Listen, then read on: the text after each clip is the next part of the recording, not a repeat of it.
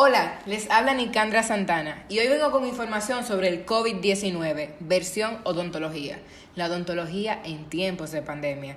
¿Qué debemos de saber acerca de los cambios que está generado en el área de la odontología? ¿Cuándo se debe y cómo se debe atender a un paciente? El tipo de vestimenta para la bioseguridad, tipos de mascarillas en el mercado y los cuidados que hay que tener en cuenta con los aerosoles en la consulta.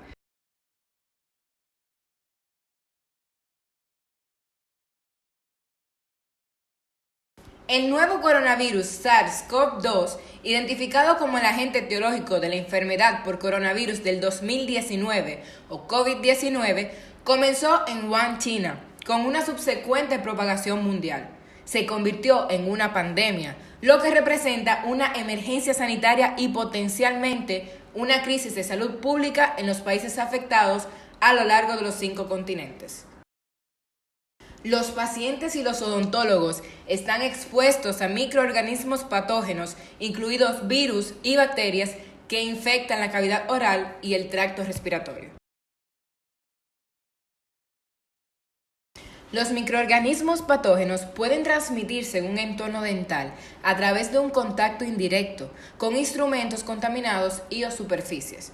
Mencionaron recientemente que los coronavirus humanos pueden llegar a permanecer infecciosos en superficies inanimadas hasta por 9 días, concluyendo que la desinfección de la superficie con hipoclorito de sodio al 0.1% o etanol al 71% reduce significativamente la infectividad del coronavirus en las superficies dentro del tiempo de exposición de 1 minuto, esperando un efecto similar contra el SARS-CoV-2 o COVID-19.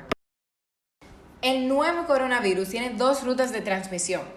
Tenemos lo que es la transmisión directa, que es por tos, estornudo y transmisión por inhalación de gotitas, y la transmisión por contacto, que es cuando hacemos ese contacto con las membranas mucosas orales, nasales y oculares.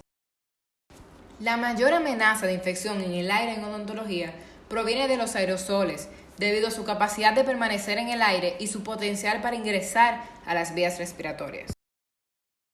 Ahora hablemos de la bioseguridad en tiempos de pandemia.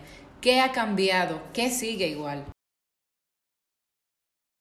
Tenemos varios tipos de mascarillas en el mercado. Las mascarillas quirúrgicas, que son las que regularmente utilizamos en nuestra consulta diaria, cuando se utilizan correctamente y se cambian con frecuencia, ofrecen una tasa de filtración de alrededor del 80%. Las FFR N95 tienen características que ayudan a evitar la filtración, pues son capaces de capturar mayor o igual del 95%. Y aunque sabemos de la falta de este tipo de insumo en el mundo, lo que realmente se recomienda es eliminarlas después de un solo uso, aunque nuevas investigaciones podrían demostrar su capacidad de esterilización. Ahora bien, ¿cuándo vamos a utilizar una y cuándo vamos a utilizar otra? Se dividen los procedimientos en los que generan aerosoles y los que no generan aerosoles.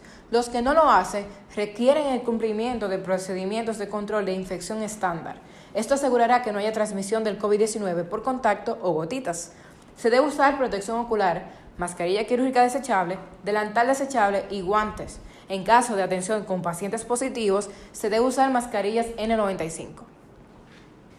Ahora bien, los procedimientos que sí generan aerosoles, tanto el profesional como quien asista en el procedimiento deberá utilizar delantal quirúrgico desechable, guantes, protección ocular y respirador FFP2 o mascarilla N95 para prevenir la transmisión de aerosoles.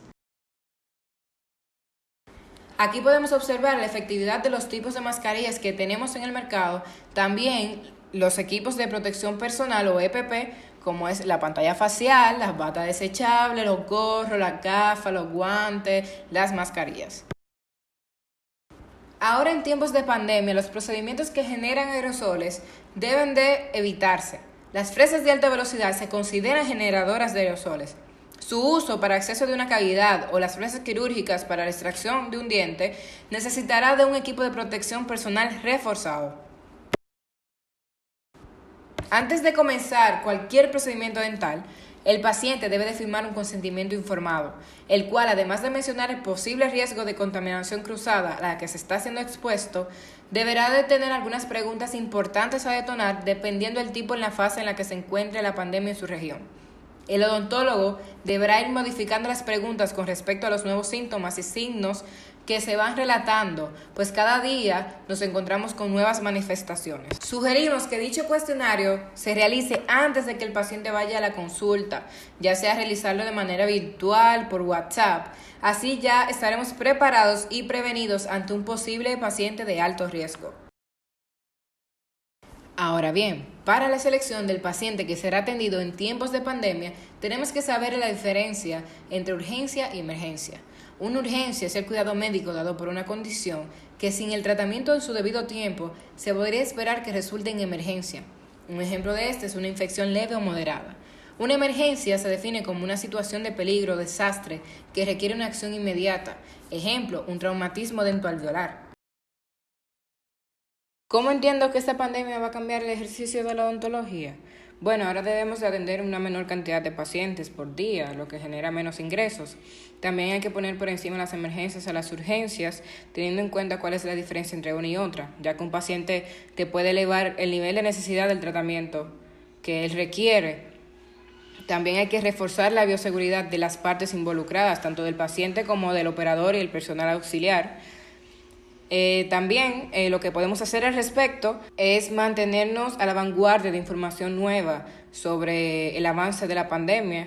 También seguir las recomendaciones de la ADA, mantenerse informado de los cambios que ésta realice y también tener información actual sobre el estado de la enfermedad en el país en el que estás. Muchas gracias y espero que le haya servido para algo.